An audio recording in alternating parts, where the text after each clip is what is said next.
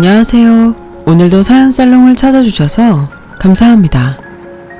60대 여성이에요. 몇 년 전 저에게는 꿈같은 만남이 있었답니다.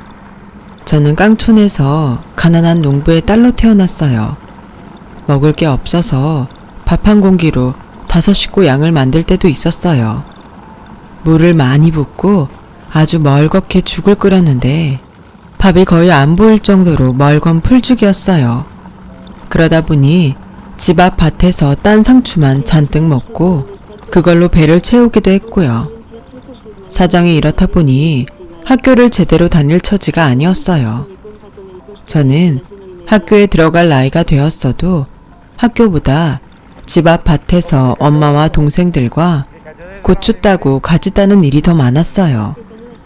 어쩌다 한번 학교에 가면 선생님이 무슨 얘기를 하는지 몰라서 수업 시간 내내 졸거나 멍청하게 앉아있다 오는 게 다였죠.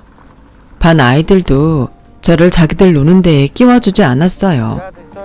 박순옥, 너는 빠져. 산수 덧셈도 못하는데 어딜 끼려고 그래? 너랑 있으면 창피하니까 저리 가. 산수 덧셈하고는 아무 상관없는 눈동자 놀이인데도 아이들은 저런 식으로 저한테 창피를 줬어요. 그러니 저도 학교에 갈 수 있는 날도 점점 가지 않게 됐고요. 하루는 학교에 다녀오라는 엄마 말씀에 네 하고서 동네 언덕에 올라가서 꽃도 따고 자잘한 나물도 캐며 혼자서 시간을 보내고 있었어요. 너 우리 집 아래쪽에 사는 순옥이 맞지? 나야.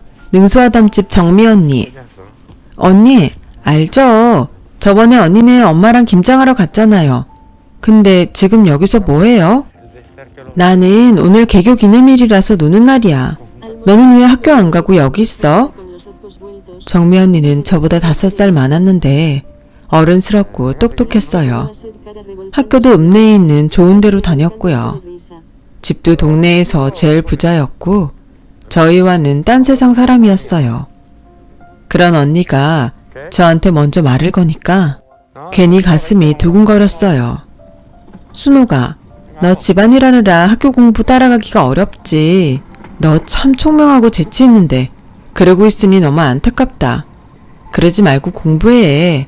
언니가 중학교 와서 선생님들 얘기 들으니까 공부를 해야 지금보다 훨씬 나은 인생을 살 수 있겠더라.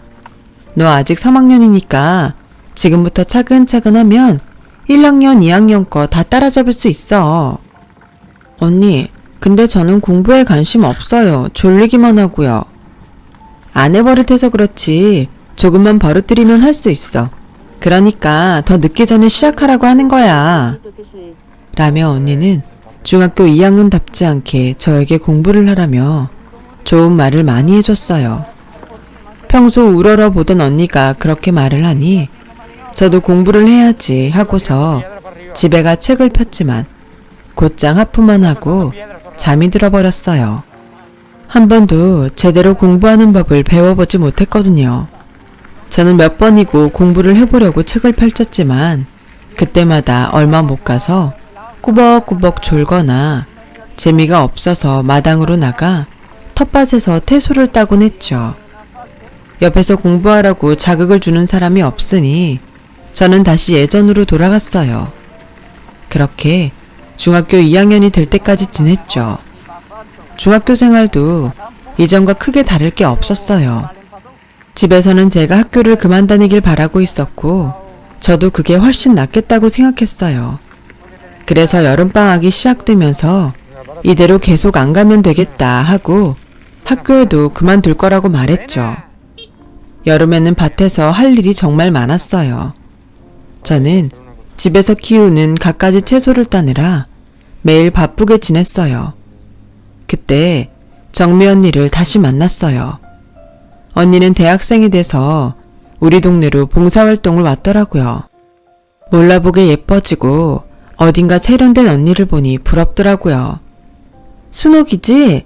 진짜 많이 컸다. 그동안 잘 지냈어? 공부 잘하고 있고? 언니, 저 이번에 학교 관뒀는데요.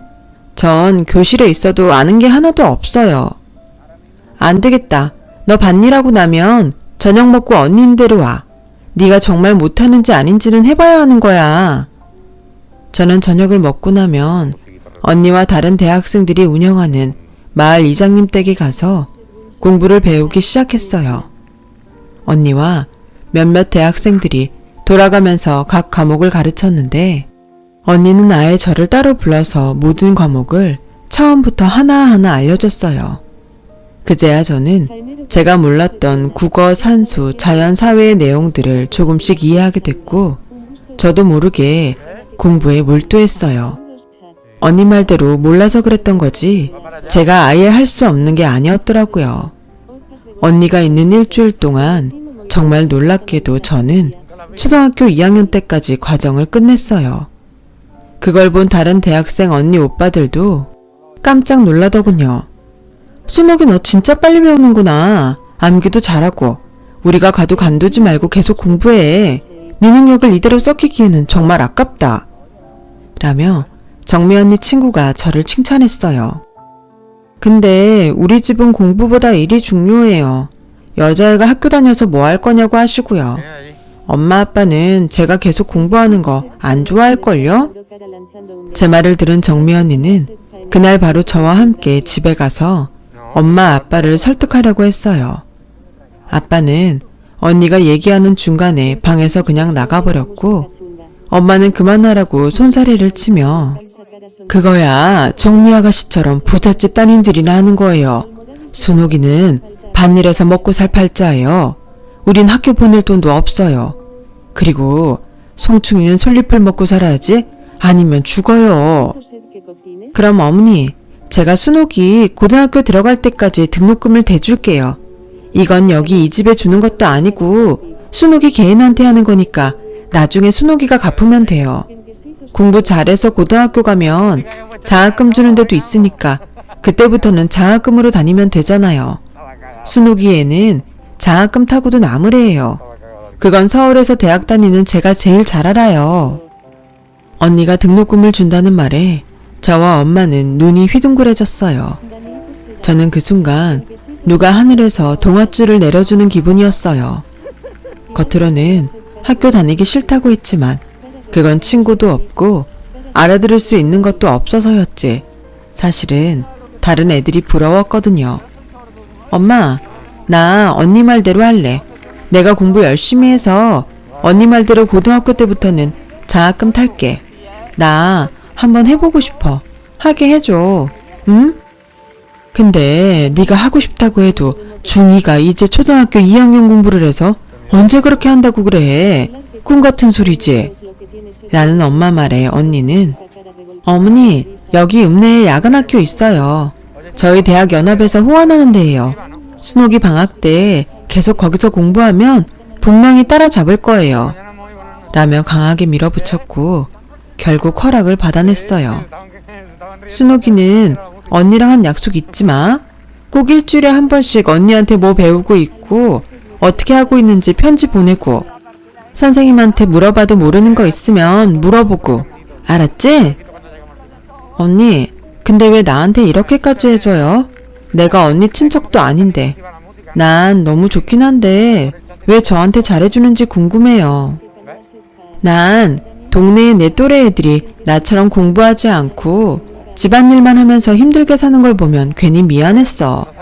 나야 부모님 잘 만나서 호강하는 거지. 아님 나도 똑같았을 거야. 그런 거 보면서 내가 도울 수 있는 처지가 되면 누구라도 돕자고 생각했어. 순옥이 넌 정말 똑똑해. 그게 너무 안타깝고 아까워서 그래. 언니네는 언니가 고등학교 때 다 서울로 이사를 갔어요. 언니 아빠 사업이 커져서 서울의 다른 회사하고 합쳤다고 들었어요.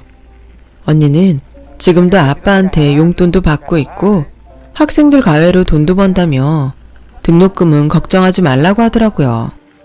언니와 대학생들이 가고 난 다음부터 저는 낮에 밭일을 하고 저녁을 먹고 난 다음에 읍내 야간학교에 가서 공부를 했어요. 야간학교는 이전까지는 부엌일과 밭일만 하던 제 생활에 새로운 활력소가 되어줬어요. 저는 매일 저녁을 먹고 야간학교에 가는 시간만 손꼽아 기다렸어요. 선생님이 차근차근 설명해 주시는 공부는 정말 재밌더군요. 정미 언니 덕에 책상 앞에 앉아있는 버릇이 붙어서인지 책을 읽는 것도 문제를 푸는 것도 그렇게 좋을 수가 없더라고요. 재미있게 하는 사람은 아무도 따라올 수 없다더니 저는 여름방학이 끝날 무렵에 초등학교 5학년 과정까지 끝냈어요. 하지만 학교에 가는 건 역시 걱정이 됐어요. 저는 여전히 초등학교 수준인데 중학교 2학년 공부를 따라가는 건 어려울 것 같았거든요. 언니에게 이런 고민을 편지로 보냈고 언니는 제게 이런 답장을 했어요. 순우가 그러면 학교를 관두고 중학교 과정까지 야간 학교에서 가르치니까 거기서 배운 다음에 검정고시를 보면 좋을 것 같다. 어렵다고 포기하지 마. 찾아보면 다 길이 있는 법이니까. 너는 똑똑해서 잘할 수 있을 거야. 언니 말대로 하기로 했고 학교를 관두고 계속 야간 학교에서 공부했어요. 그렇게 저는 3년 동안 열심히 공부를 했고 중학교 검정고시에 합격해서 고등학교에 가게 됐어요. 정미 언니는 집에서 멀리 떨어진 고등학교에 가는 저를 일부러 찾아와서 선물을 주며 축하했어요. 내가 뭘 했어? 넌 똑똑해서 잘할 거라고 했잖아. 지금부터가 진짜인 거 알지? 네가 좋은 대학 가면 다 보상받을 거니까 조금만 더 참고 열심히 해. 언니, 너무 고마운데 솔직히 혼자 떨어져서 공부하려니까 겁도 나고 벌써 집에 가고 싶어요. 엄마, 아빠랑 동생들도 보고 싶고요. 차로 1시간만 가면 집이야. 방학 되면 보러 갈 수 있잖아. 이렇게 따로 나와서 공부하는 거 허락해 주신 것만도 어디야. 그거 생각하면서 열심히 해야지. 힘들 때는 전처럼 언니한테 편지해. 그렇게 저를 격려해 줬어요. 엄마 아빠는 제가 생각보다 공부를 더 잘하니까 결심하고 모아뒀던 돈으로 제가 도시에서 살 집을 구해주셨어요. 그동안도 언니 도움 많이 받았는데 이런 건 부모가 해줘야 되지 않겠냐고 하셨죠. 엄마 아빠 감사합니다. 이거 엄마 아빠 노후자금으로 모은 거 다 알아. 내가 열심히 해서 장학금 받고 대학 가서 꼭 갚을게. 지금은 그런 거 생각하지 말고 잘 챙겨 먹고 공부 열심히 할 생각만 해. 라는 엄마 말에 닭똥 같은 눈물이 뚝뚝 떨어졌어요. 아빠는 별다른 말씀 없이 잘 다녀오라고 하셨지만 그 말 속에서 사랑이 느껴졌죠. 저는 두 분과 언니를 생각하며 외로운 것도 꾹 참고 3년간 정말 열심히 했고 그 결과 서울에 있는 좋은 대학 법학과에 갈 수 있었어요. 저와 언니의 연락은 고등학교 생활을 시작하면서 점점 뜸해졌고 대학에 입학할 때에는 아예 끊어졌어요.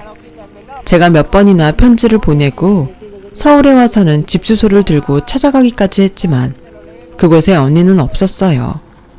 언니에게 대학 합격 소식을 꼭 알려주고 싶었는데 그럴 수가 없었죠. 대학생활 내내 저는 틈만 나면 언니를 찾았어요. 언니가 다녔던 학교에 가서 졸업생 명단을 찾아봤는데 언니가 졸업하지 않았다고 나오더라고요. 어렵게 같이 봉사왔던 언니를 찾아서 물어봤더니 4학년 때 학교를 그만뒀다는 거였어요. 이유는 아무도 모른다고 하더라고요. 그렇게 언니를 못 찾고 있는 사이 저는 대학을 졸업하게 됐어요. 사시 공부는 조금씩 하고 있었지만 시험 볼 수준은 아닌 것 같아서 앞으로 어떻게 해야 하나 고민을 하고 있었죠. 저는 일단 부모님 돈도 갚고 집안의 보탬이 되고자 회사에 취직했어요. 그리고 얼마 안 가서 거기서 남편을 만나게 됐어요. 총무부에 있는 남편과 관리부였던 저는 업무상 만나면서 가까워졌어요. 남편 집에서는 저희 둘의 결혼 소식을 반가워하지 않았어요. 명호, 너도 참 이상하다. 네 학벌에 그 인물에 너 좋다고 따라다닌 여자가 좀 많았어. 근데 걔들 다 아재치고 왜 하필 저런 시골 촌뜨기니? 라며 시어머니는 저를 처음 본 자리에서 대놓고 말했어요. 결혼식을 마치고서도 저희 엄마한테 사부인은 우리 아들 하늘같이 떠받드셔야 합니다. 세상에 둘도 없는 사위 얻으셨잖아요. 아주 귀한 손님이라는 거 잊지 마세요. 라며 저한테는 눈길 한 번 안 주고 가셨어요. 제가 젊을 때에는 지금처럼 친정 식구들이 큰 소리를 내지 못했어요. 더군다나 시골에서 농사만 지으셨던 부모님은 서울의 아파트에 사는 신식 사돈댁에 기가 죽으셨죠. 저는 친정 부모님이 불쌍했지만 시어머니와 남편한테 심하다고 한마디 하지 못했어요. 그랬다가 시골 농부들이라 자식 교육도 하나 제대로 못 시켰다고 욕만 먹을 것 같았거든요. 남편과 사는 내내 저는 그렇게 우리 집이 욕먹지 않게 늘 조심하고 말 한마디도 몇 번이나 생각하고 말하곤 했어요. 하지만 남편은 그런 제게 늘 거침이 없었어요. 당신, 내 돈 당신 동생들한테 보내는 거 아니야? 왜 이렇게 생활비가 많이 들어가? 이거 뭔가 수상한데? 무슨 소리예요? 당신 월급이 얼마나 된다고 동생들 줄 게 있어요. 요새 물가가 얼마나 올랐는데 우리 반찬 사기도 빠듯해요. 그러게 결혼 전에 돈 좀 팍팍 모아서 든든하게 목돈 장만하지 그랬어. 그럼 나도 부담 없고 당신도 떳떳하잖아. 저는 결혼할 때 모든 걸 제 돈으로 다 했고 통장까지 가져왔으면서도 남편이 집을 얻은 것 때문에 더는 말 못하고 입을 다물어야 했어요. 그렇게 저와 제 친정을 무시하던 남편은 제가 임신을 하자 대놓고 여기저기 바람을 피며 돌아다니더라고요. 너 남자는 그럴 수 있다. 명호는 꽤 오래 참은 거지. 어떻게 너 같은 애만 평생 바라보고 살겠어. 너도 명호한테 그러라고 못하잖아. 그거 보면 네가 양심은 있다. 라며 시어머니는 자기 아들의 바람을 두둔했죠. 저는 매일 평생 이러면서 어떻게 사나 깊은 한숨만 나왔어요. 그리고 시간이 지나 만삭이 돼서 제가 딸을 낳자 시댁에서는 아무도 저를 찾아오지 않더군요. 친정 부모님과 동생들만 찾아와서 축하해줬죠. 남편은 친정엄마가 집에 와서 제 몸조리를 해주시는데도 한 번도 따뜻하게 인사하는 법이 없었어요. 몸조리가 끝나고도 저를 도와주려고 왔다 갔다 하는 동생들 인사는 더더욱 받아준 적이 없었고요. 그러다가 동생들이 저 대신 김치를 담궈서 통에 넣는데 남편이 퇴근을 해서 집에 들어왔어요. 둘 다 손은 깨끗이 씻고 음식만 줬어? 먹고 탈락이만 해봐. 그리고 언니네 집이라고 물건 함부로 손대고 가져가면 안 돼. 사람이 지켜야 될 선이라는 게 있는 거야. 라는데 저는 그 말 폭발하고 말았어요. 내 동생들이 무슨 병균이야? 그렇게 꺼림칙하면 안 먹으면 될 거 아니야. 그리고 쟤들 지네가 돈 벌면서 잘 살아. 정래는 더 잘난 집에 시집갔어. 서울에 아파트 하나 있는 거 말고 뭘 있다고 그렇게 사람을 무시해? 야, 너 미쳤어? 지금 누구한테 대들고 난리야. 내가 너랑 살아주는 것만 해도 감사해야지. 아우 진짜 내가 미쳤었지. 저런 거 뭐가 좋다고 결혼한다고 했는지. 그럼 살지 마. 나도 너 같은 거랑 더는 살아주기 싫어. 저는 그 길로 딸아이를 업고 급하게 통장하고 지갑만 들고서 혼자 사는 동생 집으로 가버렸어요. 친정에서도 시댁이 어떤 사람들인지 다 알고 있었기 때문에 두말 않고 저한테 잘했다고 하더라고요. 그런 수모를 계속 참고 살기에는 저는 너무 숨이 막혔고 억울했어요. 우리 집에서도 참을 만큼 참았던 거고요. 저는 동생 집에서 4년을 같이 있으면서 이를 악물고 사시 공부를 했어요. 봤던 걸 또 보고 또 보고 문제도 판례도 계속 반복해서 봤죠. 아이가 자다가 울면 업고 달래면서도 공부를 했어요. 그리고 저는 드디어 사법고시 패스를 했고 당당하게 변호사 배지를 달게 되었죠. 저는 대학 동기가 차린 변호사 사무실에 들어가서 일을 시작했어요. 동생이 결혼을 할 때쯤에는 저는 사무실 가까운 데에 집을 얻어서 딸과 단둘이 살기 시작했습니다. 그때부터 저는 아이를 키우는 일과 변호사 일 외에 다른 건 관심도 갖지 않았어요. 딸이 아빠가 없어서 외로울까봐 신경을 많이 쓰면서 키웠고요. 그러면서도 일도 성과를 내기 위해 애썼어요. 딸이 중학생 때 친정 부모님이 차례로 돌아가신 거 말고는 저와 딸에게는 좋은 일만 있었어요. 딸은 공부를 잘해서 대학도 과 수석으로 들어갔고, 저는 대형 로펌으로 옮기고 대학에서 개공 교수로 수업도 하게 됐죠. 동생들도 다들 가정 잘 꾸리고 잘 살았어요. 무지막지한 시댁을 만나서 고생하고 이혼한 제게 인생이 선물을 준다고 생각할 정도로 평탄했어요. 그러던 어느 날 대학원에 진학한 딸이 자기 과 동기 집안일을 도와달라고 하더군요. 그 친구 어머니가 너무 착하셔서 땅 사기를 당하셨는데 그게 우리 외갓집 동네더라고. 엄마가 꼭 맡아줘야 돼. 알았지? 언제 한번 저한테 도움 달라고 한 적 없는 애가 이러는 걸 보니 정말 도와주고 싶구나 하는 생각에 알겠다고 했어요. 근데 너 그 친구하고 사귀는 사이야? 괜찮아. 엄마한테 솔직히 얘기해도 돼. 너도 결혼할 나이인데. 무슨 소리야 엄마. 걔 여자야. 그냥 나랑 되게 친한 애야. 라며 깔깔거리며 웃더라고요. 저는 내심 딸이 친척들한테 제 불행한 결혼 얘기를 듣고 결혼 생각이 없나 싶어 마음이 불안했었거든요. 그래서 그 친구가 여자라고 하니 어쩐지 섭섭하더라고요. 저는 사건을 정식으로 수임하기 위해서 사무실에서 친구 어머니를 만나기로 하고 날짜와 시간을 정해서 딸에게 알려줬어요. 그리고 기적 같은 그날이 왔어요. 제 방 문을 노크하고 먼저 들어오는 딸 뒤에 조심스럽게 들어오는 곱게 늙은 여자분이 고개를 숙이며 제 앞에 와서 안녕하세요 변호사님. 수정이 친구 민자 엄마예요. 윤정미라고 합니다. 저는 그 목소리를 듣는 순간 온몸에 전율이 흘렀어요. 예나 지금이나 변하지 않은 곱고 차분한 언니. 절대 잊을 수 없었죠. 윤정미 씨가 맞으세요? 네, 맞아요. 윤정미입니다. 저는 떨면서 언니에게 다가갔고 딸과 언니는 어리둥절해서 저를 쳐다봤어요. 혹시 꿈이 아닌가 싶어서 몇 번이고 언니 팔을 만져보고 손을 잡았죠. 언니, 저 기억 안 나세요? 언니가 공부 가르쳐줬던 순옥이 제가 그 순옥이에요. 언니네 능소하담집 아래 밭농사하던 집 딸이요. 언니가 공부해야 잘 산다고 저보고 공부하라고 했었잖아요. 순옥이? 박순옥? 네가 그 순옥이니? 어머 맞네. 어릴 때 얼굴이 있네. 네가 변호사가 됐구나. 어머나 너무 잘됐다 잘됐어. 언니 제가 언니를 얼마나 찾았는데요. 미안해. 우리 집에 갑자기 독일로 이민을 가게 돼서 그렇게 됐어. 너 정말 많이 보고 싶었는데 가끔 네 생각하면서 살았어. 저도요. 저 정말 혹시나 해서 언니 찾아다니고 했었다고요.